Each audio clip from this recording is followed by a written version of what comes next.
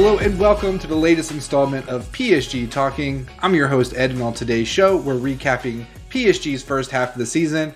We're reacting to the Champions League round of 16 draw. We're going to share our thoughts on the supposed Super League, and we're going to also talk about the state of Ligue 1 in the United States. But first, let me remind you to visit psgtalk.com for all your Paris Saint-Germain news. We're also on Substack. Go ahead over there and subscribe to PSG Talk Extra Time for columns from myself and Jonathan Johnson. He's got a great piece on what PSG need to do before the round of 16 starts. And of course, if you enjoy this show, go ahead and subscribe to PSG Talking and leave us a review if you listen to it on Apple Podcasts. All right. With that out of the way, let's get to the show. Here to help me talk all things PSG, we've got Ethan from PSG Fan Club Boise. You was recently in Arizona, so I got to ask you, how's the weather down there this time of year? You took in a sporting event while you were there. Yeah, it's pretty warm. Yeah, my parents moved down there about a year ago. I was visiting. We basically did Christmas a little early, just because I knew I wasn't going to be with them on actual Christmas Day. But yeah, it was good. Weather was pretty warm. It did rain one of the days. That was weird, but. The funniest thing is Idaho doesn't get to be freezing. I mean, it gets down in the 20s during the winter, but my parents who have lived in Idaho for the last 15 years or more, they're already donning sweatshirts in 60-degree weather down there. So they adapted quickly to the warm Arizona weather. But yeah, it was good. And then, like you mentioned, I was. Put this on my Twitter, but I was at the Niners-Cardinals game on Sunday. If anyone not listening, if you don't know, there's maybe one team that I love more than PSG on this earth, and that's the San Francisco 49ers. So I go to one away game a year. That was the one I went to, and yeah, very good game, a lot of offense. And our defense did well enough despite having some guys out. But I think what we're really looking forward to is your team playing mine this Sunday. So, yeah, you want to touch on that at all? Yeah, we're going to wrap up the show. We'll preview that one. But I'm a Ravens fan, Baltimore Ravens. And so they're on Christmas evening. They're traveling to San Francisco to take on the best team in the NFC. So you got the best in the AFC taking on the best in the NFC. Yeah. I'm really, now that PSG is off until January, this is like my main sporting event I'm looking forward to. So I'm with you. Yeah. It's going to be good. So, okay, let's put a pin in that. We'll talk American football at the end. If you want to stick around, you can listen to that. All right, let's just jump right into the mid-season review. As things stand right now, PSG, top of Ligue 1, 5 points ahead of Nice, 7 points ahead of third place Monaco. And then we talked about they qualified by the skin of their teeth to the round of 16 of the Champions League. So as things stand right now, they're exactly where they want to be. But what do you make of PSG's Ligue 1 performance this season? And maybe overall, what has surprised you about the French league so far? Yeah, so I mean, I think a lot of us had different expectations coming into this season from having gone through Christophe Galtier's system, quote unquote system last year, if you could call it a system. I've gone on the record saying I really expected more out of our defense last season with Galtier in charge, but man, it was porous at best. This year, obviously, we started off with only 2 wins in our first 5, and actually 3 wins in our first 7. But since match day 8, we have won every single match except for the one against Lille on the same day. It was actually going on as I was in State Farm Stadium in Glendale, Arizona. And that was almost a win. It was a stoppage time winner for Lille with Asensio just making a really boneheaded mistake. He should have let the ball go out of bounds, and he kept it in and gave it away, and the rest was history. But yeah, that should have been a win as well. It should have been. So really, you're talking PSG's been good enough to win their last 9 Liga matches. So Luis Enrique, I mean, he's from La Liga, really. You know, he played at Barcelona back in the day. He played PSG in a cup final, European Cup final, in the late 90s. He's been a La Liga guy basically his whole playing and coaching career. And you could kind of see, although like they have low blocks in La Liga too, but it felt like he just needed it, and the team as well, just needed a couple games under their belt to kind of get rolling. I mean, since match day 6, we've been basically unstoppable. Um, but he quickly adapted. I mean, if you look at our two draws since match day, I mean, when we lost to Nice on match day 5. If you look at our two non-wins since then, we had Clermont 0-0. That was at that funny little stadium out in Clermont that everyone likes to poke Is fun that the at one when we with the play. construction going It on? it is the construct. Yeah, it's that one. And I our love it. our XG. I mean, we should have scored 3 goals at minimum. Somehow didn't get any. It was a 0-0 draw. And then the one against Lille. We didn't put out the strongest lineup, I feel. I mean, we kind of had a bit of match or fixture congestion going into the end of the month here, but we played well enough. We should have won that as well. Like you said, Asensio screwed up there at the end and not only gave away the ball, but then capped Jonathan David on side for the headed rebound. So other than that, I mean, they've played well enough to basically win every game since we lost to Nice on September 15th. Every game since then, we've been good enough to win. I mean, we started off after that crushing Marseille basically without Kylian on September 24th, and then since then they've been on fire in Liga. They've been.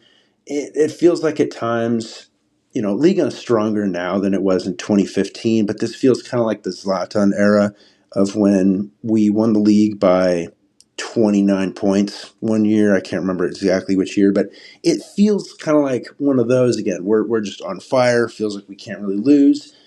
We're getting wins even in our bad performances. So as far as Liga goes, yeah, since that little stumble at the beginning, honestly, cannot ask for a better performance. I feel. I'm with you. Yeah, when you look at all the results, PSG are doing exactly what they need to. I don't know if I would say really their performances have been flying and they're scoring goals, and it's been a little bit of a slow go of it, but they are grinding out the wins. And when you're starting 4, 5, 6 new players in your starting lineup every game, I think, and you have a new manager, it's sort of going to be expected that maybe you kind of struggle a little bit, but they've been getting the results. So at the end of the day, that's great. I also, one thing we have seen in the past is a lot of times after a Champions League match, PSG kind of fall asleep. We haven't really seen that. PSG beat Milan, and then the next match they go to Brest and win 3-2. So they're getting those wins after a big Champions League game. They're not having that let off. So that is certainly promising. PSG also go into places where they typically struggle. In early October, going to Rennes and getting that 3-1 win. That's a big victory. So I would say, as a whole, I'm really pleased with the results, even if I'm not exactly thrilled with the way we're playing. You mentioned the defense. I think we're still struggling a bit there. But anytime you have Skriniar coming in, he's a new player. He's a little bit slower. We know about Marquinhos' trouble. So, and then our fullbacks like to just get forward. And don't forget, Lucas Hernandez is also new. So a lot of new faces on the defensive side. I think if there's a weak spot in the squad, it's certainly on the defensive end. So that needs to get cleaned up. But it's hard to be disappointed with leading league on and coming back, because at some point they were like third or fourth in the league, and they've managed to catch up to some of the teams ahead of them who have slipped, and they've caught them. They haven't let any of those opportunities fall by the wayside. So Luis Enrique, give him credit. We're going to give him a grade later, but let's give him credit here for keeping the focus within the team. Ethan, anything else before we move on to the next one? Yeah, and all the points, I should have led with this kind of like you did, but the fact that we're doing this with, like you said, a very new team, it feels like half the team is new from last year. Our two of our three best goal scorers and attackers are gone. Obviously, Messi and Neymar left, and those two guys especially are two of the best.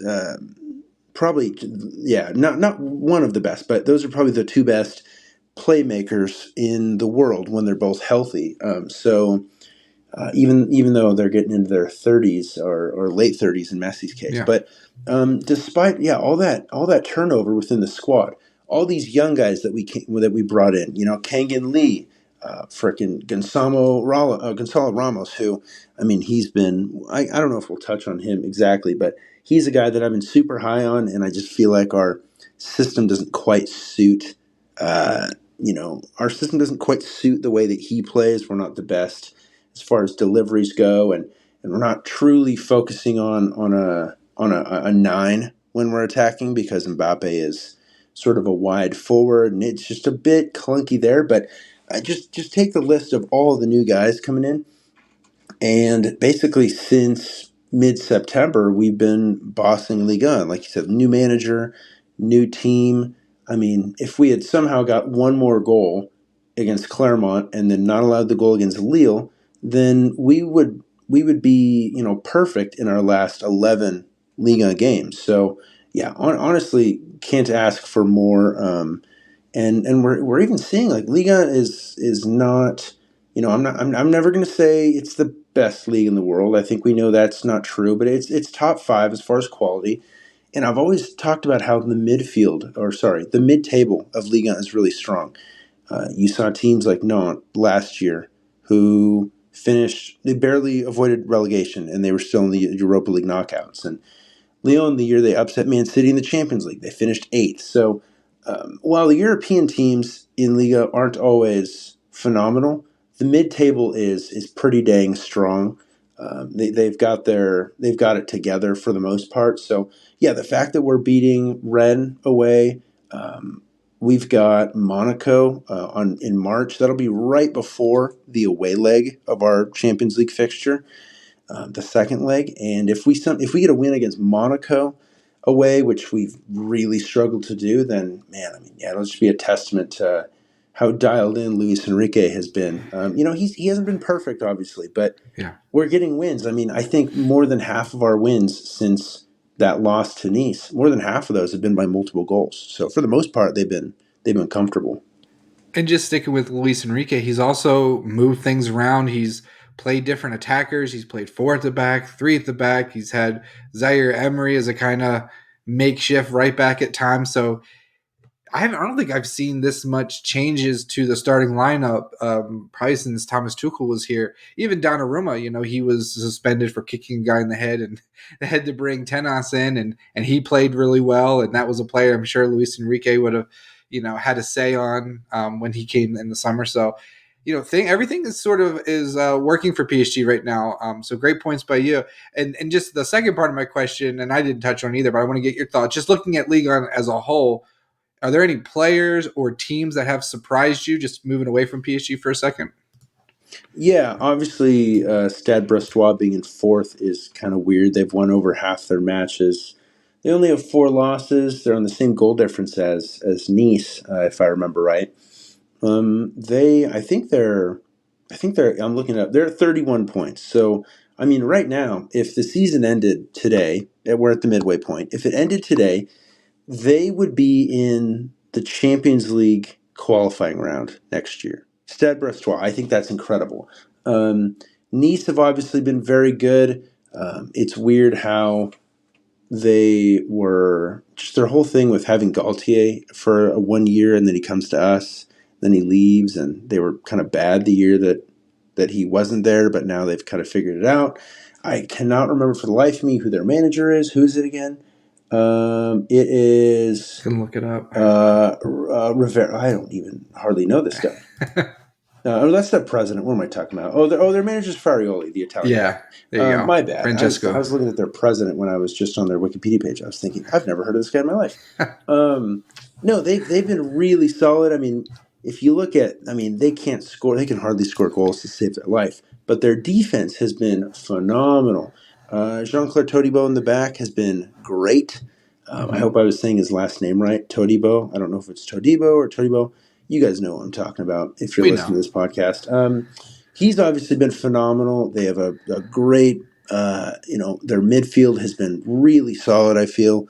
Nice has been super good, although I don't know if I see them finishing in the top three just because their defense is so good, but they're barely averaging a goal a game. I wonder if the wheels are going to fall off. I feel like a team like Monaco just behind them. I feel like a team like that is a lot better poised to finish this season strong. So we'll see. Maybe I'll be wrong. I mean, you kind of stole who I was going to say. I've always thought. Again, I think I've said this in a podcast before. I always have wondered, like, why can't Nice finish high in the table? They have so many good players. Yeah.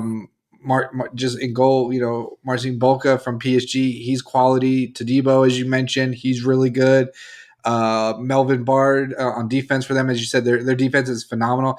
Kefren Turam is a PSG transfer target Yeah, last true. summer. Taram's there. I forgot about Yep, that. Yeah. Sofiane Diop is really good on the wing. So they've got Mofi. I think they signed in the summer is Dante really is their good. captain still. I can't believe he's still playing. It feels like that guy is 45. Yeah.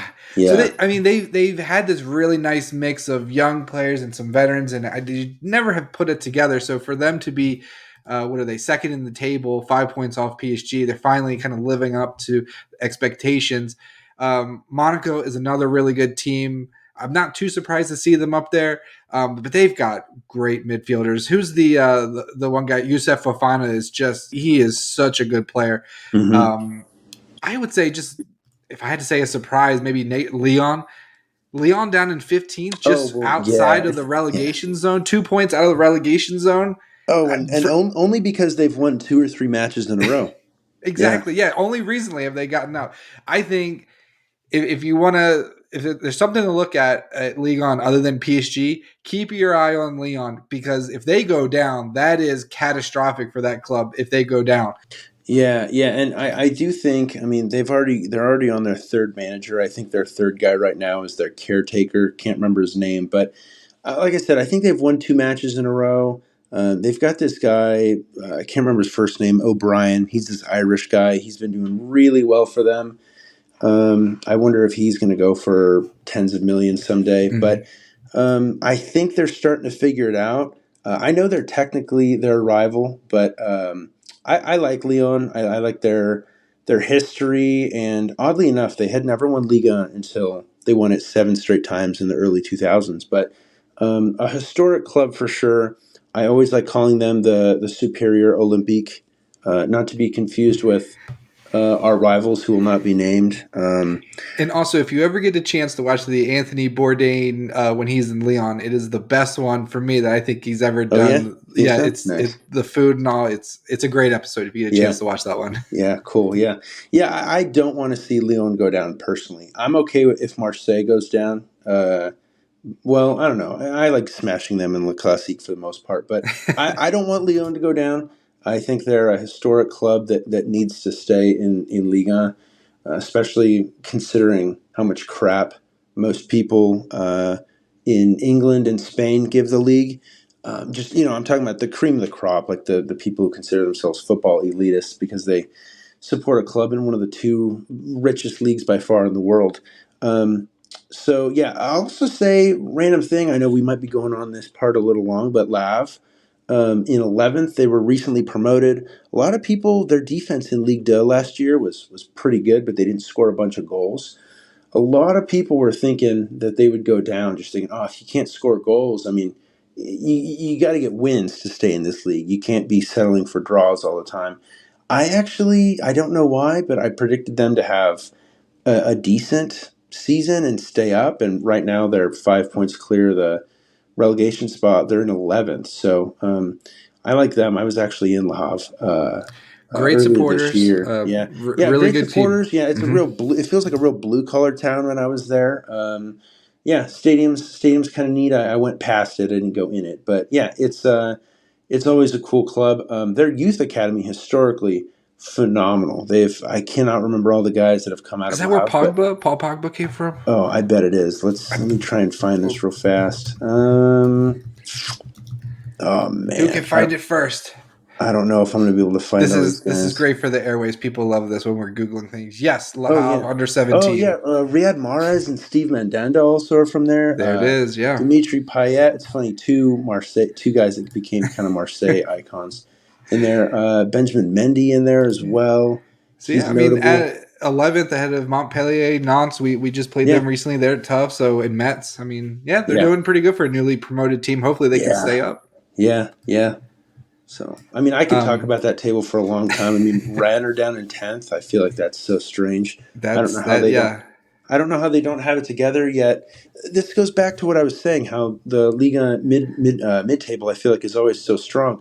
Mhm. Ren are in the freaking Europa League knockout rounds, but they're 10th in Ligue 1. It's like people can call Ligue 1 bad, but then you see not Mhm. last year barely avoid relegation on the final day. Yet they didn't play. I mean, they got beat pretty soundly, but they were in a Europa League knockout tie against Juventus last season. That's right. Yeah. It's like the league can't be that bad if your mid-table teams or your teams that are technically in a Mhm. relegation scrap a little bit are getting are still playing European football in the spring. It can't be that bad of a Yeah. league I if feel that's like the La case. Liga does that a lot. Their team, Sevilla, we know, goes and wins the Europa League every season. So, yeah, it is interesting. It's a really strong table. A lot of different storylines. We'll have to keep an eye on that. Hmm. Um, let's go. Let's switch it back to PSG for a Yeah. second. I want to just, briefly, who's been your most valuable player for PSG so far this season? Ooh, good question. You didn't. Oh man, to just throw that out all of a sudden. Well, I could go. I could go first to give you a minute to Yeah, you think go about it. first. Yeah. Of course, Kylian Mbappe, he would be the easy choice, right? I think so. But Yeah. if we're going away from Mbappe, it's got to be Warren Zaire-Emery. He's gotten, if I'm not mistaken, 2 man of the match performances in the Champions League. He's 17 years old. He's a regular starter. He's controlling the midfield. He's doing everything. If we need him to kind of play, as I mentioned earlier, if we need him to play right back and cover some ground there, he's willing to do that. You see him with the megaphone, singing with the supporters. So he's embracing the ultras. He's embracing, Paris, the club, and he does everything. And so for me, it's easy to go Mbappe. I won't get on you too much if you choose him, but if you're looking for someone outside of Mbappe, I would go Warren Zaire-Emery. And if he's too obvious, I would probably go Vitinha. I think he's played extremely well, and a, a feather in his cap would be when he's not in the starting lineup. Look at PSG's performances. I don't think they have that person who's able to create in the midfield, and he's that person. He's not afraid to take on a shot. Sometimes he blasts it into the 20th row, but oftentimes he scores. He's scoring, he's assisting, he's moving the ball. He's that kind of transition from midfield to attack, and so I think Vitinha has been a really solid player for us. So those are kind of my players. Who do you think? Yeah, it's funny. I was on mute listening to you, and I was looking over at this, and then it came to me that, oh, yeah, well, Vitinha, of course. I mean, I've been a big Vitinha guy since we signed him. And, of course, I didn't want to go Killian as a cop-out because, yeah, I think, I mean, the You could sheer have gone goal Ethan scoring. Mbappe. Just made his debut. True, and we share a name, yeah. Although it's funny. It's funny hearing the French commentators. Is it Eton? Is They that how you call it, pronounce it? yeah, it's Yeah. Eton. Yeah, Eton. Yeah, it's funny. Yeah, calling him that opposed to Ethan. Ethan's the Americanized way to say it. But yeah, I was thinking like, oh, you know what? I hope he doesn't say Vitinha because I was gonna jump on that one. Then you said it, and I was Yeah. muted, so you guys couldn't hear it. But I went, damn! Like I was hoping I was gonna be able to snag that one. Yeah, Warren Zaire-Emery has been phenomenal. I mean, man, to be as good as he's been at 17, I mean, the guy is very physically strong. I mean, one thing that kind of bugs me about how we play is when we're a team that maintains possession and we're okay side passing a bunch and keeping the ball. Um, but when we do take on guys one on one, again, dribbling and trying to beat a guy for a shot or get down, if one of our fullbacks trying to get down one of the wings, dribbling past a guy, I feel like our players too often get kind of dispossessed because the other guy, the opponent, is stronger. That's just one little thing that kind of bugs me about how we play so far. I really don't have any major complaints, but if I had to pick one, that'd be it. And I feel like I see guys like Kang-In or even Vitinha or even Killian get kind of pushed off the ball fairly frequently. Warren Zaire-Emery is tough to muscle off the ball. It's just so crazy that he does that. Being 17, I feel like if you take the player that was probably the best at maintaining possession when he's, you know, getting hit by another guy from last season's squad, it was Sergio Ramos, I feel. And Warren Zaire-Emery, I'm not going to go as far as to say he's as strong as Sergio Ramos with that old man strength, but it's somewhat comparable, and I think it's so impressive. Um, certainly a gem for the future. And then my other one, other than Killian, because he doesn't really need any explanation. He's reportedly having a down year, and he has I don't know 20 something goals already this season. It's crazy, but Vitinha, like I said, I've been a huge fan of him since we signed him. He faced a lot of criticism last year, and we're going into this year thinking guys like this, they really only get 2-3 seasons to try and shine at PSG. If you flop, season one, whatever. If you flop season two, then you're in trouble, and you're really probably not cut out here. He has done really well. I know that match ratings are not, hardly important at all, just because they don't really accurately always measure how someone actually did or how impactful they were. But it's worth noting that Vitinha is third highest in our squad for match ratings for the season so far, behind Mbappe and Hakimi.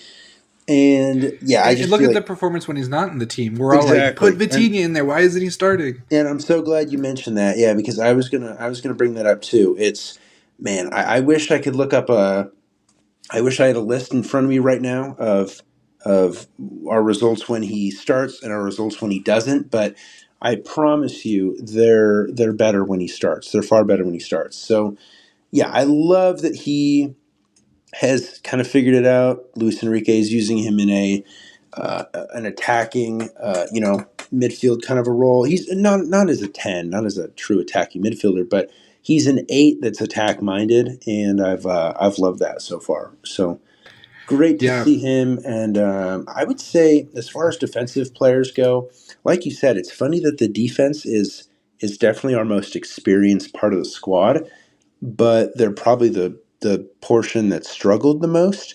And so I think we need to watch that defense, because some of the guys there maybe shouldn't be there if we want to truly win the Champions League. But I know that Ugarte, his form has dropped off a lot in the past month or two. I still feel like we have really high expectations for him. And given the sort of midfield, defensive what do I want to say here?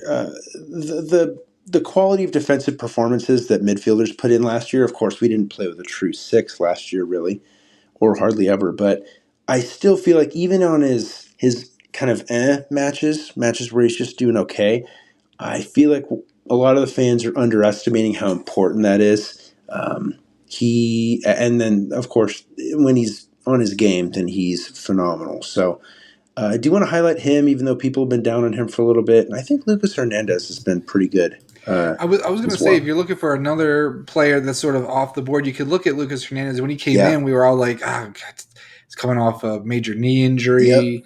He's, older than the whole, like, he was born in Marseille. But he's Yeah. come in and he's filled in at left back. If we needed him to play a little center back, he can. Mm-hmm. He's been phenomenal. I don't know. Hopefully he can stay healthy, but he's been great. So I wouldn't argue with you if you said defense is the weakest part of this team, and he's been kind of holding it together. You could certainly make the case that he would be the MVP for PSG so far. Yeah.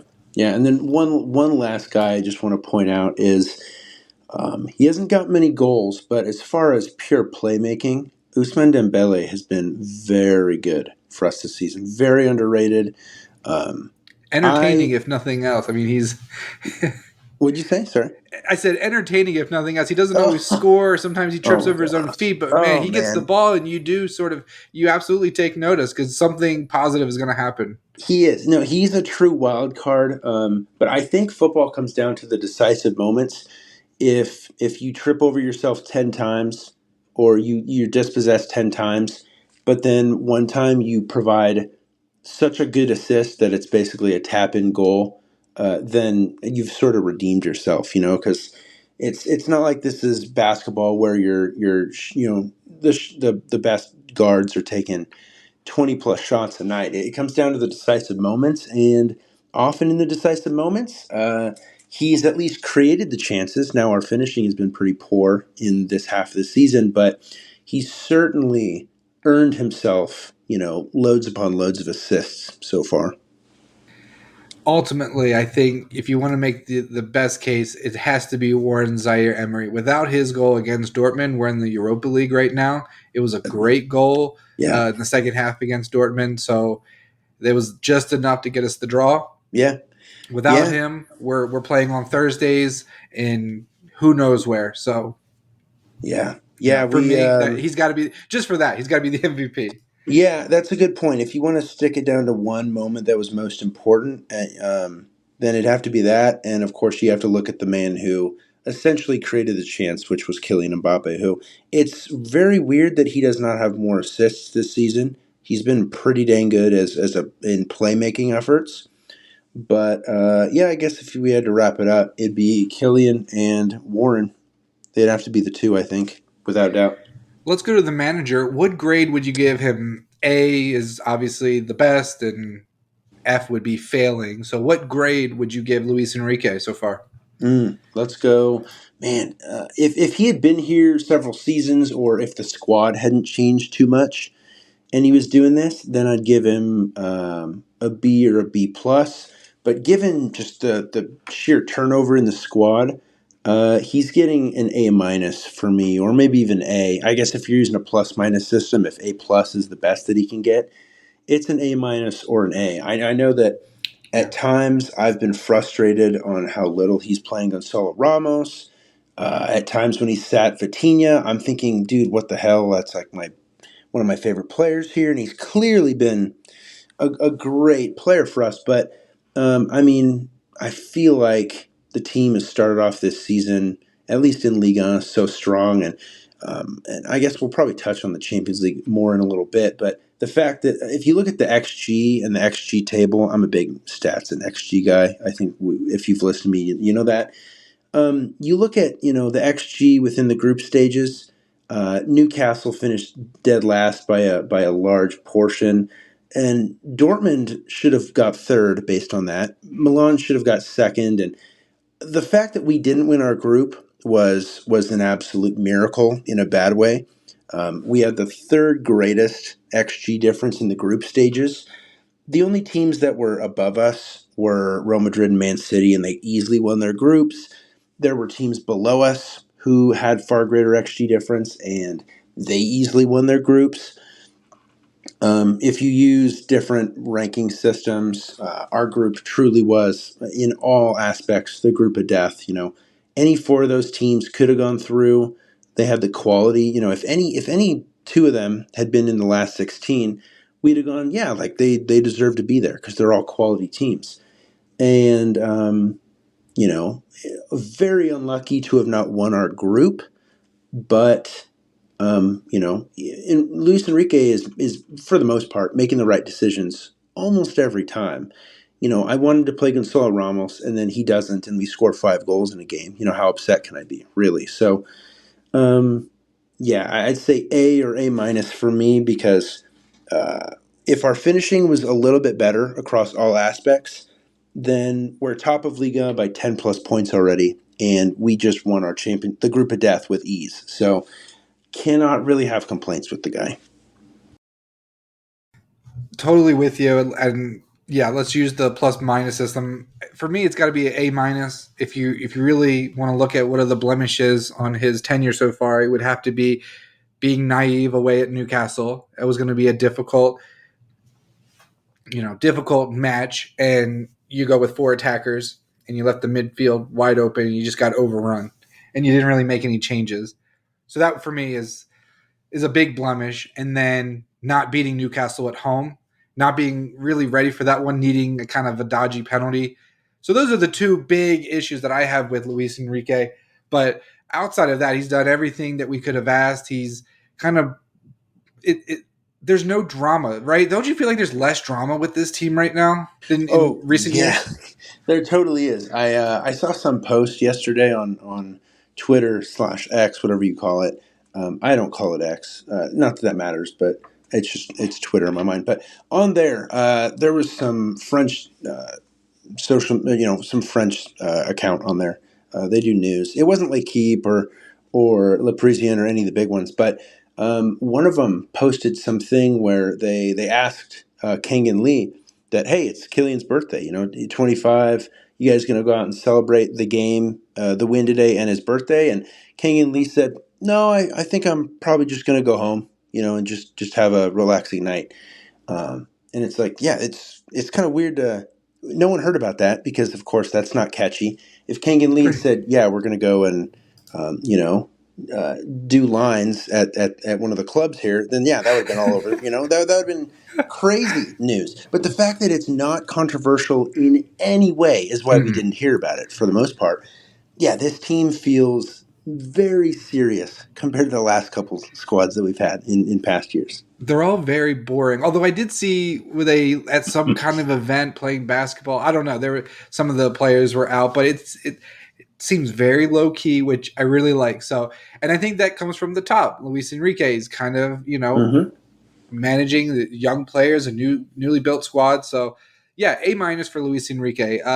Let's turn our attention, Ethan, to the Champions League because on Monday we are recording on Thursday evening. Last Monday, PSG learned they would face Real Sociedad in the round of 16.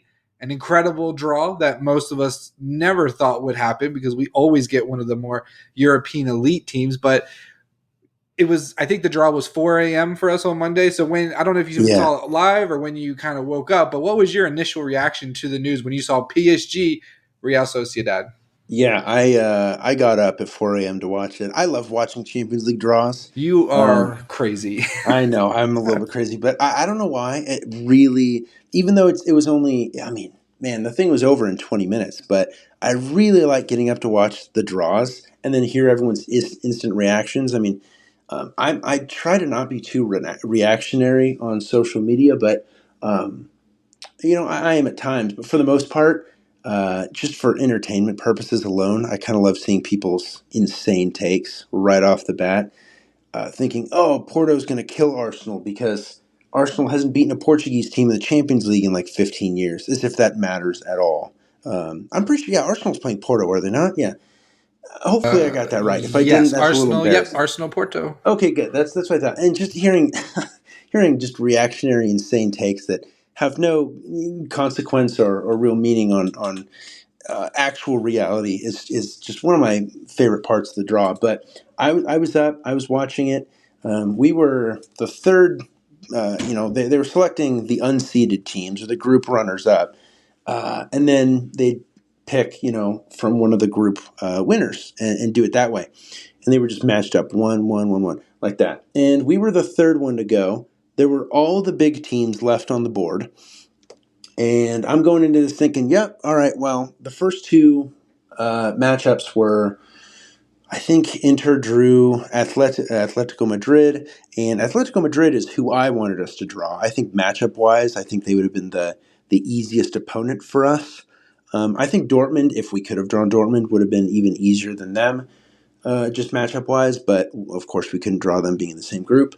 But when Atletico Madrid got Inter, my first thought was, man, I feel like Inter was an extremely underrated group runner up. They were in Real Sociedad's group. I feel that they probably should have won that group. But I was thinking, man, that's going to be a good tie. But then I'm thinking after that, I can't remember what the very first draw was, but I'm thinking all the big teams are on the board. I'm pretty sure Real Madrid, Man City, Bayern, I'm pretty sure they were all there.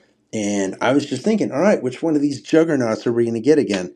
And to get Real Sociedad, who's a team who they're a little close to my heart. We can get into that later, but they're a little close to my heart. They're one of the few teams that I actively watch outside of PSG, and to see them, not only make the qualify for the Champions League last season, which I was elated about, but then to get us in the round of 16, it was a little bittersweet, thinking that only one of us is going to go through because I really like that club. But I was thinking, man, my first thoughts were, well, we avoided one of the big ones, but this team presses really well, and so my first thought was, well, we've got 2 months to become press resistant. And if we do it, then we should handle that tie with ease. If we don't, there's a very good chance that we're going to lose. So those are my first thoughts when I was watching the draw live. But I want to know, when you woke up and saw it, what were you thinking? Yeah, I definitely slept in. I'm not waking up at 4 a.m. I was like, wow, a new team. I don't know how often they're in the Champions League, but We've actually never played them ever. ever play. So yeah, completely new team. So I love that. First of all, um, I think we had the highest percentage to draw against Bayern, and I just want to. I'm bored of playing those teams. It usually doesn't go our way. It was sort of nice to see a draw go our way. And I don't want to say Real Sociedad are easy, but would I rather play Bayern Munich or the sixth best team in La Liga right now? Like, give me Real Sociedad. I know they come with their own challenges that they're going to present. You Hmm. mentioned defensively and their pressing is really good, but this is why we pay Luis Enrique. He comes from that league. I think he had a winning record when he was at Barcelona against Real Sociedad a number of years ago, I know, but Hmm. he would be familiar with perhaps the style they want to play, some of the players, and I just have to trust that he could figure this out. If they're going to press us, can we maybe not play out from the back and just boot it down the pitch to Mbappe and build from there? Or, do we need to sign a player in January to overcome what Real Sociedad are going to do to us? So we got plenty of time to get there, but just my initial reaction was, wow, this is going to be nice. This is, even though it does mean probably less eyeballs are going to go to PSG because it's not your marquee matchup, like it would have been PSG Bayern. Everyone, the pressure and all that, people kind of saying, "Oh, PSG, here they go, they're going out again." I feel like this is like a little bit off the radar now. They can focus on what they need to focus on. All the outside noise probably won't be as existent as it would be against Real Madrid or Man City. So it'll hopefully be a little bit quieter. Hopefully we can just a nice professional two matches in advance. So that was sort of my initial reaction. But let me see what do you want to see, Ethan, from PSG leading up? I think the first game is actually Valentine's Day, February 14th. What do you want to see? What needs to improve from PSG before we get to that match that would give you confidence that okay, we got this. We can advance past them. Yeah, I want to see. I want to see us. Man, let me look at our schedule before we play them. Right before them. Okay, we're gonna have. Well, we'll be playing Lille again at home. That'll be the match right before. So that'll be kind of interesting. Although I'm just looking at our schedule. We've got at Lens versus Stade Brestois at Strasbourg, and then again against Lille, and there'll probably be two cup matches in there, which one of them against the amateur side Revel, which we Yeah, better play the B team in that game. But I think they should probably play us in that game. they could play. Oh yeah, we were talking about this. I'll be backup left back. Yeah. I'm backup goalkeeper, Okay. and I'm sure there's probably some more athletic listeners and followers of PSG Talk we could get, but Yeah. there's no need that anybody making any kind of significant money needs to play in this game. This is Exactly. Yeah. this is ridiculous. But anyway, go ahead. Yeah. We don't have Lille's the only, I'd say, real tough game that we might have some trouble in leading up to that. So what I want to see is just guys get healthy. I want to see guys get rest. I don't want to see Mbappe playing in our next six or seven matches leading up to this game. That would just be kind of ridiculous. Although that's the thing with him, his fitness is so good. Feels like when he's healthy, he never doesn't play 90 minutes. But I think for once, maybe Luis Enrique can say, "All right, bro, January is kind of going to be your month off. You're going to play one or two matches this month against Lens and Brest, and then assuming that our cup match, assuming we win this one, obviously, I mean that'd be insane if we lost. That'd be probably one of the biggest cup upsets in the history of football. But assuming our next cup match would be I think January 21st. Um, so I really just want to see I want to see all these main guys who've been important for us only play two or three matches in that month. Let the B team, let guys like Sharon Doer, Levin Kurzawa, play Arno Tenas again, play Mukiele, play Danilo, guys like that. So that first off, our core guys are staying healthy. And then second of all, these guys they're reserve players, not reserve, but they're coming off the bench most of the time. They can get some match fitness, kind of leading up into the most important stretch of the season. just because I wish we were playing some tough teams. Like if we were playing at Monaco, at Marseille before that first leg, um, then those would be good tests. I would kind of want those before see how we're gonna do against teams, especially like Marseille. They always play us so intensely, which normally just leads to lobbing through balls over the top to Mbappe, and then he gets a hat trick because Marseille completely. Every time we play them, Marseille completely forgets how fast Mbappe is. It's incredible. I don't know how they haven't learned that by now, but yeah, no really tough matches. So let's just keep guys healthy. I don't really want to see any signings other than the three youth prospects that we've heard of. We've got fine depth. We'll probably get Nuno Mendes back in January. One little caveat: we might be missing Hakimi for the first leg of that on Valentine's Day because the Africa Cup of Nations, I think that's what they call it, Cup of Ah, that's Nations. right. Yeah, The yeah. final is on the 11th if he makes it. So I feel kind of bad, but I'm not Moroccan, so I have to root against Morocco here. Sadly, I want him. I Sorry want to him. our Moroccan listeners I'm out I'm there. sorry, man. It's not. Yeah, to Moroccan listeners, I swear it's not personal. I really liked when you guys did well in the World Cup. That was really cool. Of course, I rooted for France in that semifinal, as I root for France in everything when they're not playing the U.S. But just I got to be thinking of the interests of my club here. So other than that, nothing big. My main point, like I said, is I hope keep guys healthy, keep guys very fresh. As always, yeah, it always comes down. And but with the way we saw Zaire-Emery come back from his ankle injury, maybe our training staff has gotten it together and we can actually get guys healthy in a reasonable amount of time. Or either that, or Zaire-Emery is just superhuman and can heal quickly. But I would say for me, score goals. I want to see us score goals. XG is great. I want actual goals, not expected goals. We Yeah. need Dembele scoring. We need Colomwani scoring. Ramos needs to get out there. I need him scoring. I know Mbappe can do it. I need to know the other guys can do it. And the more that they score in some of these games against maybe kind of mid to lower table League One teams, the more they can do that, the muscle memory, they'll kind of shake off whatever is bothering them. And we can go into that game and they'll be full of confidence. So for me, that you could say the defense. I just don't. Without a big signing, I don't think that's going to improve. I don't think Lenny Euro from Leo is going to make the jump over to PSG. So I don't see that getting better anytime soon. So how do you combat that? Score goals, and we've got some really good goal scorers who are doing everything but put the ball into the back of the net. So that's what I want to see. I want to see us get into in form with some of our attackers not named Kylian Mbappe. Yeah, Um, that's a good point. let me Yeah. see here. So you touched on Arsenal Porto. Let me just get you real quick. Is there another matchup in the round of 16 that you'll have your eye on or you're excited about? Yeah, I will not watch a single minute of Man City versus Copenhagen. That might be the most lopsided Champions League round of 16 tie I've ever seen. And I wow, went what is back to what? 2015. In Manchester City, I think only 2 Oh, years did they dude. actually have a Uh team that huh. you would say could test them. I'm talking like Dynamo Kiev, and Yeah, I mean some of these teams that they play. yeah. The I was fact that about to they have mention that if you one didn't. trophy to show for it is sort of embarrassing.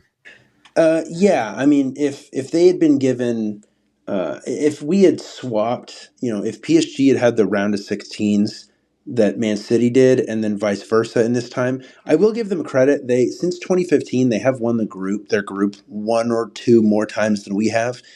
But for the most part, I mean, even when we won the group, my favorite example is to go back to 2018 when we topped the group over Bayern on head to head matchups. We both had 12 points.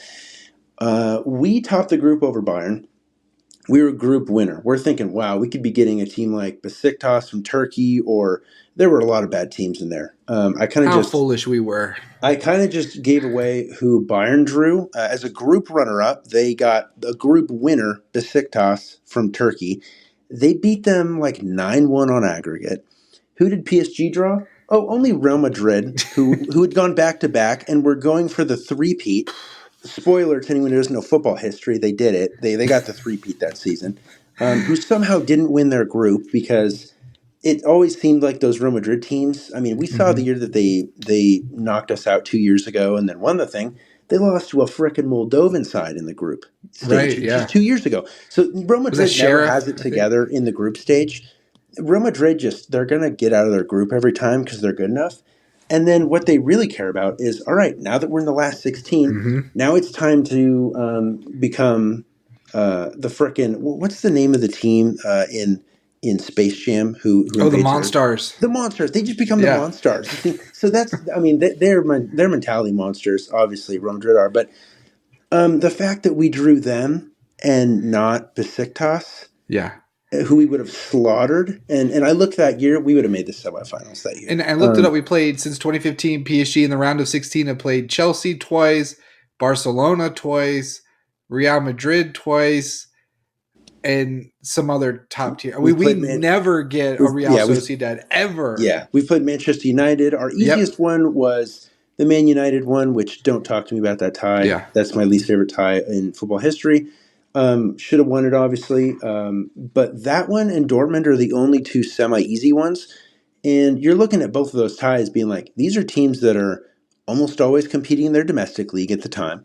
Uh, Both have won the Champions League before, albeit Dortmund's was in 97 or 96, but like they've got this pedigree still, and they've been the second biggest club in Germany for a long Yeah. time. It's a football factory. I mean, they know what they're doing there. Yeah, exactly. Yeah, they're very well run. I mean, even their current manager here. Remember when they were thinking about sacking him after they lost to us in the match day one, and now they've won the frickin' group. So, yeah, they've.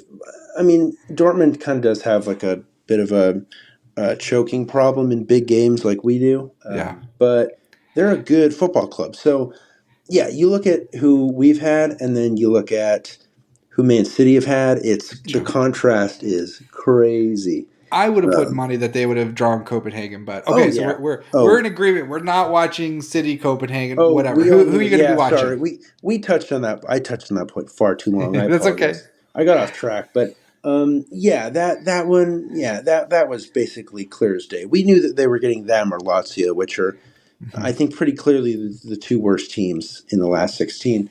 Other ties that I'm excited for. Inter versus Atletico Madrid. I think Inter are going to win that one, even though they're a group runner-up.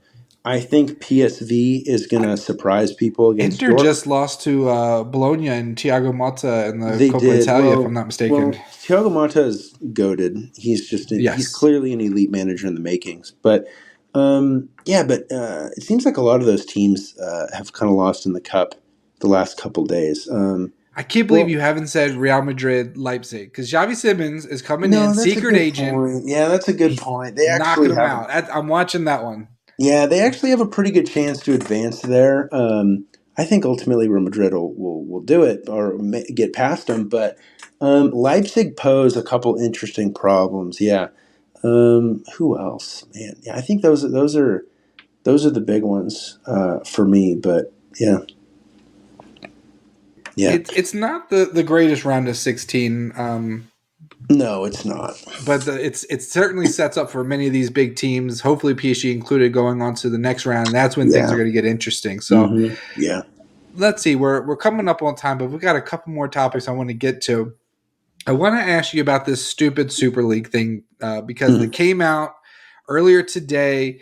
The geniuses behind the project launched I guess what you call it, like a version 2.0 on Thursday, and it was met with the same rejection as the first one, with club after club after club saying we're not interested.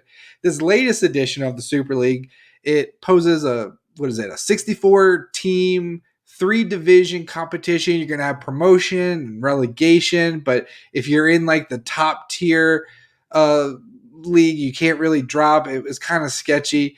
And this was announced after there was a court ruling that basically said that, UEFA can't really ban anyone or any players, any clubs or players from the Champions League for kind of pushing forward this new league. So with that news, they were like, here's the next version. So what is your take on all this? And if I didn't explain that correctly, fill the people in, but just overall, what do you think about the Super League?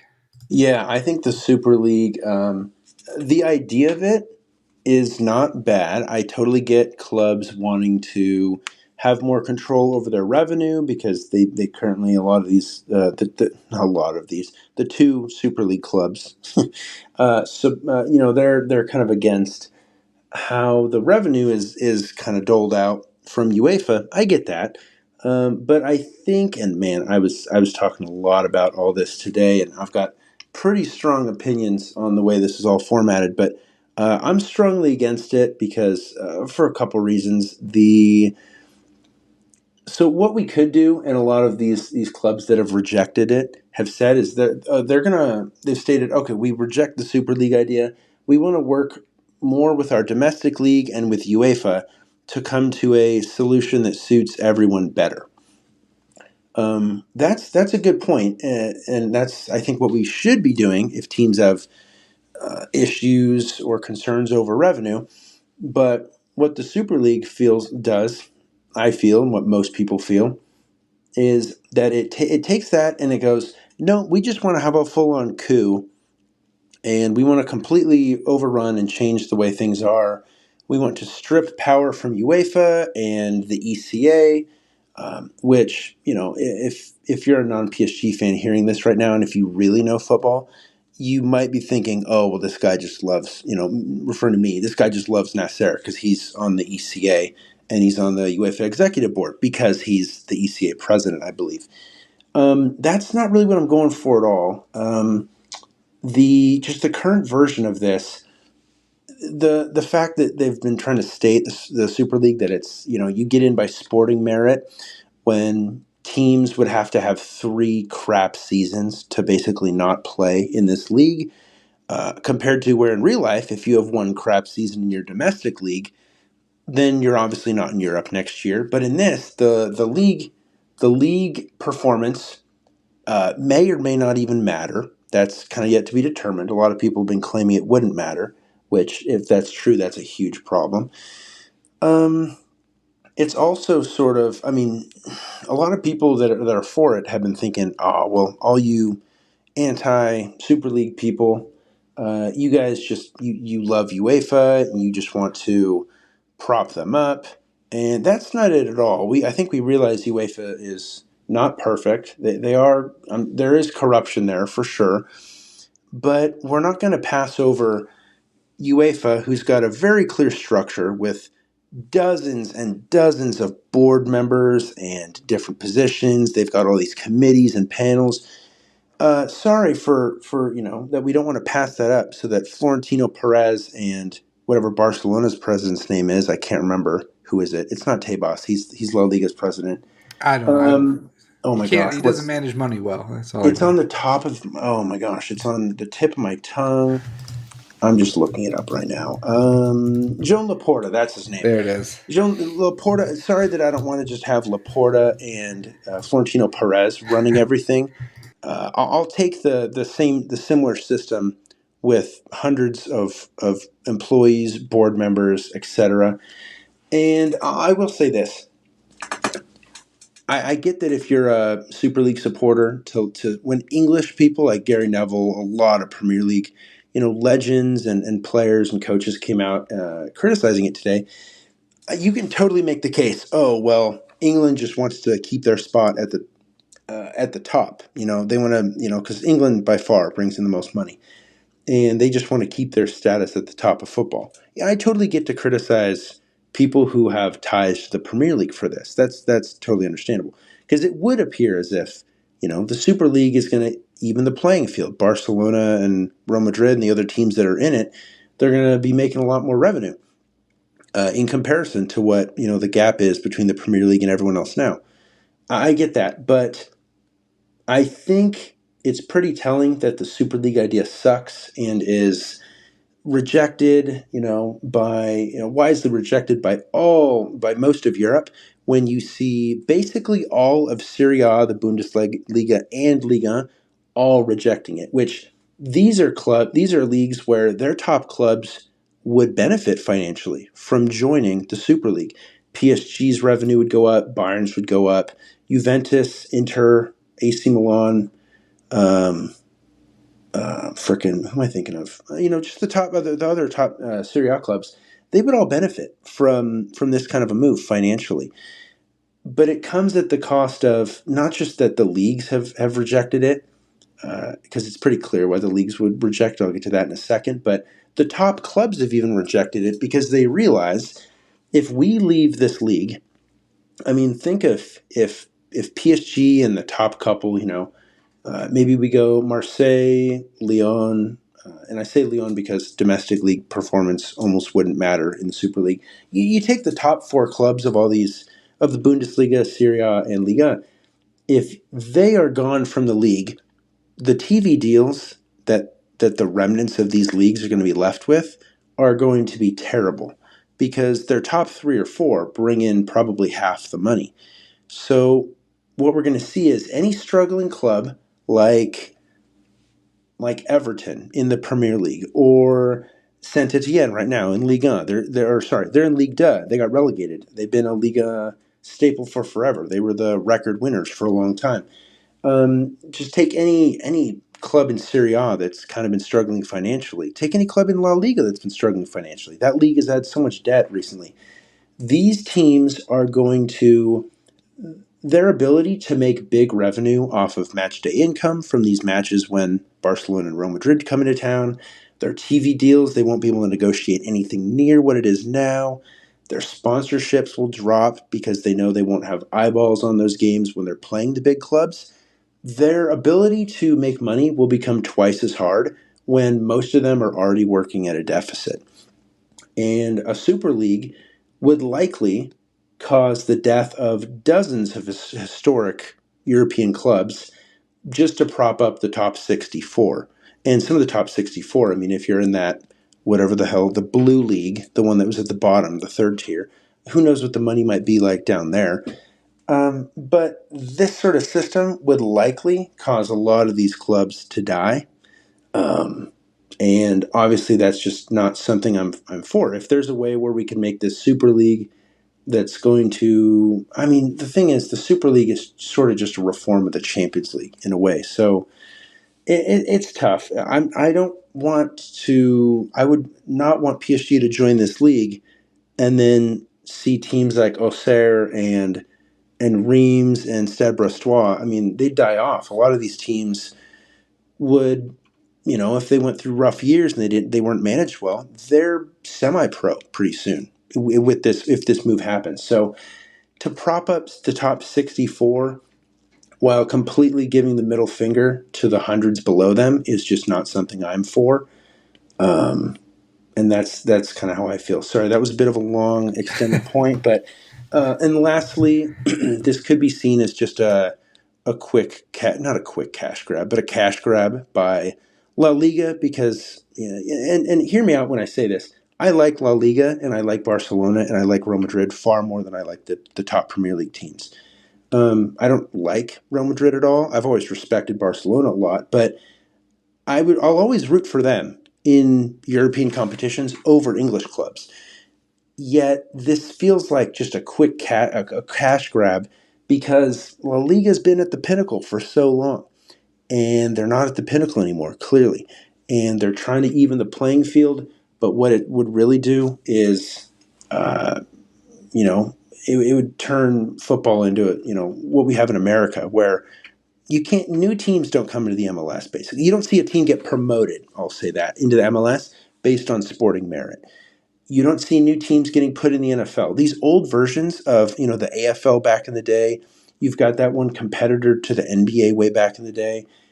All those kind of systems that were kind of historic and cool, when they merged with the NBA, the teams at the bottom that weren't the high money makers, those teams all died. And I can't name any of those teams off the top of my head because they died long ago. That's what would happen, I think, to a lot of these smaller teams like Osasuna in La Liga and just all these smaller teams that are professional. They've got great history, but they're obviously not the moneymakers. And I think we would just see a lot of those teams vanish in the coming years if that happened. A lot of really good points. And I'm with you. The Super League is a bad idea. But that's not to say that there doesn't need to be some sort of change in football and the way it's structured, or Yeah. that there aren't real issues. But what you don't do is you don't work with a Madrid-based agency, and you don't have Real Madrid's president leading this. What you, I think, do instead is you get a group of people from presidents of different clubs. I'm even thinking maybe you bring in fans, and I'm saying you go, from Manchester City down to Brentford. You get PSG, and like you said, Auxerre. You get people with varying interests across the spectrum, and you say, here are the issues, and here's where we want to get to. Let's put our heads together and figure this out. And I think if you did it that way and you had a proposal, maybe people would be more willing, because you'd have people from lower teams fighting to stay in it so that they can still be a viable football club and not just be left in the dust. You have to care about those teams. You have to care about your, as you said, Saint Etienne. And so, yes, there are issues, but a solution cannot be defined by, Real Madrid president and a Madrid-based agency. I just think that's just on. As soon as that is announced, everyone is going to be against it, because there weren't enough voices that went into that with varying interests, and so people are going to be left out. Clubs are going to be left out, as you said. Clubs will eventually die because they won't be able to negotiate those TV deals. So we'll put a pin in that. I'm sure we'll hear a lot more about the Super League. Maybe there'll be a 3.0. We'll have to see. But we're talking about TV, and Ethan, I want to get your thoughts, because our last topic, there was an interview on World Soccer Talk, and it was about Ligue 1, and it was an interview with the LFP chief executive, Ben Morel. And in that, he's talking about the next U.S. TV deal, and it says, "quote Ligue 1 wants to connect with fans in a different way, and that includes the broadcast deal that they're working on, and that they think the league is well primed to be successful here." So there's a lot of streamers and broadcasters. Where would you like to see Ligue 1 next season? Where would you like to tune in to catch the matches? Yeah, I mean, I'm just thinking and from my perspective, of course, you wouldn't want to actually just take one person's ideal destination and put it there. I would like to see him on ESPN Plus, but you could definitely argue that that's oversaturated, as they've already got a bunch of the cups under contract.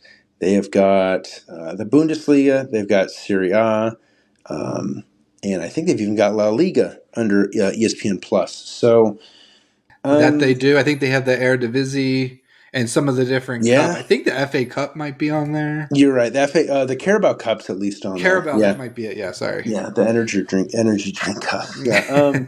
Yeah, that those are at least on there. They even have the Eredivisie, huh? So they have basically four of the top 6 or 7 leagues in football. So that might just be, like I said, oversaturation. I'm just wondering if one of these NBC, CBS, or ABC, one of those, from my memory, I mean, NBC has the Premier League, but I'm thinking of the other two. I wish I knew TV deals better, but I don't know if either of them have a huge one of these huge leagues or one of these huge competitions that they. CBS has Serie A, although I don't know if that deal's Okay. been renewed or not. But they currently, if we're going by right now, they do have Serie A right Okay. now. I think that's their big one. What I like about CBS is they have like the Galazzo network. It's 24/7 football Is talk. is that network on It's that's on like CBS, huh? Paramount Plus, but it's all owned by CBS. Gotcha. Okay. Yeah, I would like to see them on one of those. For me personally, as long as it's going to be on YouTube TV, which is what I use, then I'm good with it. But Then you're no, good. but I really do want it to be on one of these big ones. That's going to be. I mean, no one outside of anyone who watches Liga or the Turkish Super League knows B in sports. Or It's if you like bare knuckle fighting. yeah, bare knuckle fighting, wind sailing. Yeah. They've got Some obscure one? tennis. What's the one where they're what's the one where they ride horses and they hit the ball with the stick? Oh, polo? Polo. They've got polo on there Oh too. my Man, B in gosh. sports has some of the weirdest. My diss on it is that it's been pretty poorly produced for a long time. Outside of that, B in sports clearly doesn't have an American audience. It's not like everyone in the U.S. knows being sports. Just like the same way that people in the U.S. don't really know Canal Plus that much. It'd just be better if we got a TV deal in the U.S. with an American company because they'll just naturally be far more eyeballs on it. That's as simple as it is. So, yeah, one of those big ones. I want to know what's your take on it? Because the point Yeah. that you brought up when they talked to LFP's the guy from LFP that's Yeah. with French football. If anyone doesn't know, Yeah. um, yeah, what did you take away from that article that you read? Yeah. So I thought a lot about this. If you're going to go with a traditional provider of, like a CBS or somebody like that, or NBC, I think the deal has to include maybe a match a week that's going to be on traditional linear television. So I don't want to sign a deal with CBS, Paramount, and everything is only streaming. I would like a game a week, and it could be a PSG game. If that's where your biggest stars, put them on TV so that someone with a traditional cable package who gets a CBS channel, they're able to watch. It's not unlike what the Premier League does with the NBC. A lot of their games are on Peacock, but you can still watch games on the main NBC channel. They put them on, the whatever networks that NBC owns. So I think you go that route if you can get that kind of guarantee where at the bare minimum a match a week is on there. Um, I really, really like the idea of Apple TV. We saw last season they signed a deal with MLS, and they had great success with Messi going over there and playing for Inter Miami. Apple TV, desperate for more sports content. They also show, is it Saturday Night Baseball or Friday? So they show Major League Baseball as well. And the production quality for both MLS and MLB from Apple TV is the best. The on screen graphics are phenomenal. They've got stats baked in. It's really, really top notch stuff. So if Ligue 1 can go that route and go with Apple TV, I think that would be fantastic. And then you get that synergy between MLS and Ligue 1, which I think would really, really help boost what their goal is to kind of grow the league in America. I tweeted this out, but could MLS and Ligue 1 teams play friendlies during the summer? Could PSG play the MLS All Stars in an All Star game, something like that? I also thought that more Ligue 1 teams need to come over and play preseason tours. I think the Trophée de Champion should be over here, every other year, let's call it. I even think the NFL played a game in Germany. They play in London. They play in Mexico. Why can't Ligue 1 take a game and play it over here in a city and, create some buzz around that? Like an actual, no other league is doing that. They would get a lot of attention for doing that. I know that's taken away a game from, maybe if it's PSG, you're taking a home game away. But if it's for the betterment of the league and more money to all the teams, why not consider something like that at least? So that's where I'm kind of thinking. It needs to be a broad spectrum of different tactics that you are deploying, and really it all starts with that broadcaster. So I'd also even throw maybe Amazon in there. They do what's probably on right now, Thursday football, NFL. They're probably looking for content as well. I think Amazon has the rights in France to broadcast, so it would probably be pretty easy for them to also have it here in the United States. So I wouldn't count them out either. But what are your thoughts on any of those? Yeah, that could be pretty good. I know that. Oh man, maybe having the thing that stood out to me that you said is maybe having a league match over there. I don't know if I support that, but of course, I'm biased on this one. I definitely support having the Trophy de Champion over here. But see, Um, why does the NFL? See, the NFL can do it, and we all just okay. Jaguars play like 12 games over there.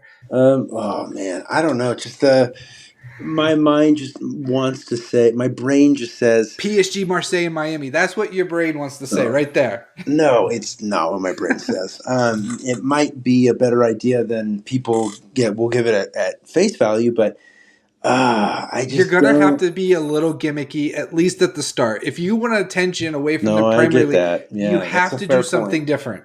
That's a fair point. Because, yeah, we've seen the Trophy de Champion has been in the U.S. before. Yeah, man. That, I don't know. I just, going back to me, just thinking the tradition of it, it would be, I mean, French fans would obviously hate it, but it really honestly, it could be good for viewers here in the U.S. I think right now, the Trophy de Champion, first off, it needs to be back in the U.S. Um, I don't know. Playing an actual Liga game that might be too much for me. I don't know. Maybe you'll persuade me over time, but I mean, yeah, NFL season ticket holders pay a lot more than season ticket holders for PSG, and a lot of those teams, fans in the NFL, lose a game because they played over in London or Germany. yeah. No, it's a good point. Yeah, it's You got to and expand. You you're got to right. You're expand. You got to right. do something different. You're right. You may have to be a little gimmicky at the beginning. That's a good point. If I they're mean, thinking that, oh, we've got Balogun at Monaco, so he's on the U.S. team, and they can just say he's gonna generate buzz and interest in this league. Wrong, absolutely wrong. No one is gonna sign up, and one player can do that. Messi, that's it. yeah, Maybe yeah, Ronaldo.